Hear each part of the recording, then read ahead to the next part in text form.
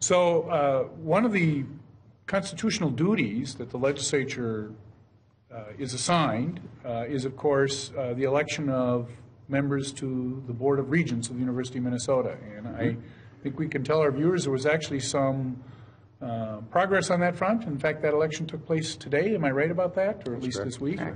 So, Representative, maybe you could tell our viewers a little bit about that.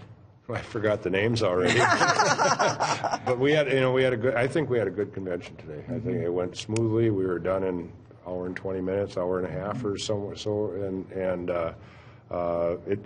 our duty to elect the Board of Regents, and I'm glad that we did come to an agreement and get it done. And I think for the most part, most people are happy with how it turned out. So. Senator Clausen? Well, I serve on the RCAC, which is the group that actually recruits candidates. Kind of a nominating committee. They are. It's a citizens committee. It's 24 people. And so Senator Anderson and I from the Senate sit on that. And then being a member of the Higher Ed Committee, of course, we meet in the second phase of the process. The thing I was happy to see is that all four of the people that were elected today came through that process. They came through the process. They were recommended from the RCAC group. They were recommended by the Higher Education Joint Committee, and I think that's the way it should be. In the past, we've had some nominations from the floor that have been disruptive, I think, to the process. And I believe in that process. I think it's a good process. We had some excellent candidates this year, and I'm very pleased with the outcome. Senator Root? I think it was probably one of the smoothest ones that I've been through. I've been through some really tumultuous ones where you went, wow, what a horrible process. But this was really good. I think we had really excellent candidates that came through. And one thing I thought was interesting, because we were talking about, it's kind of a pomp and ceremony. The Senate comes in and we are greeted by the House, and it's very fun. We sit with our housemates.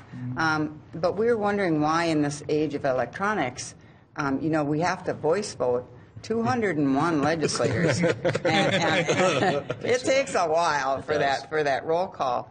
And we thought, well, why couldn't you just, push a button but it's very ceremonial, but by statute, it has to be a voice vote.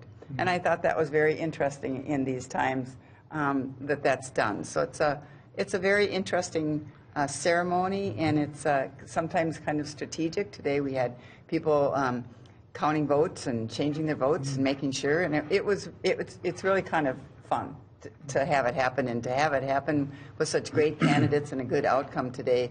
It was very pleasant for a change. It was. Today we brought on 4 new Board of Regents, and this is the Board of Directors for the university system. And this is really the only control we really have of the system, that we provide millions of dollars a year to the system itself. We're proud that the brand new president's going to be starting here in July, and I can't wait to meet her. I just know that this is an important process that we have to go through. I'm glad the legislature came together at the end of the session, even if it's late. But this is better than having the governor appoint people. And so we have our fingers on this a bit, and now we have to trust these people are going to manage our university, make really good decisions to make our university system the best it can possibly be, because 12 people run the organization, and they have a president who does a lot of work. So a third of them were put on today, and that was our job. And I hope that everything works out well. Yeah. And we have a new president coming on board. That's pretty exciting. I like you, I can't wait to meet her. Yeah. First one. For our viewers who are wondering about Representative Baker's observation there, the University of Minnesota is specifically provided for in the state constitution, and so they do have some independence as a result of that. Although, as you correctly observed, checks also get written to support the university, and so that does produce some conversation between the university and the legislature.